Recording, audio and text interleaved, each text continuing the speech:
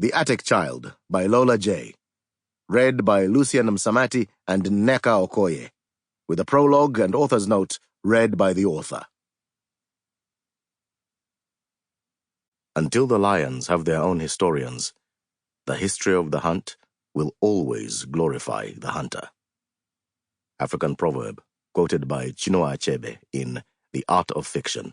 Paris Review, number 139. Prologue.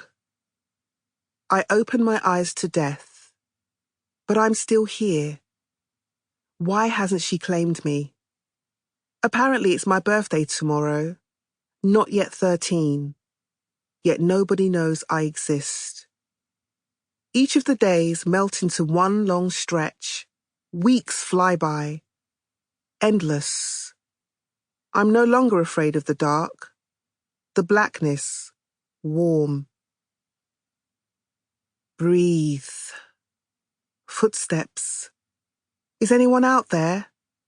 I hope not. Happy to stay here. Forever. If that's what it takes. Part 1. Chapter 1. Dikembe, 1903. We sat under the tall limber tree that day, with no idea these were the last days of paradise. The branches and leaves cowered over us, a welcome protection from the blazing afternoon heat. Behind, an uneven, sandy path through a row of trees which flourished majestically under a hazy sky. This was me, almost every day, cloaked in the familiarity and comfort of my favorite spot with my favorite brother, Kabili. Close enough to hear Mama calling for help with a chore, yet far away enough for the illusion of solitude, free to privately discuss pressing issues of the day, such as what it would be like to catch the multicolored, thick-toed gecko currently moving towards the top of a tree. "I almost caught one yesterday," said Kabili, my elder by 3 years. I believed the beginning of his story to be true because I'd never doubted anything from his mouth, even if Kabili was well known in the family for telling half-truths. Just like when he insisted he'd been involved in the killing of the ram Mama served up last Sunday. An unfounded boast because everyone knew Kabili was the first to vomit at the sight of dripping blood. Being the youngest in my family, a host of questions permanently rested on the tip of my tongue. How do you outrun a gecko? The least important of them all. Kabili? Yes, brother? Where do you go when you go with them? The sound of my name punctured the moment. Dikembe! Even when raised, my mama's voice rang sweet inside my ears.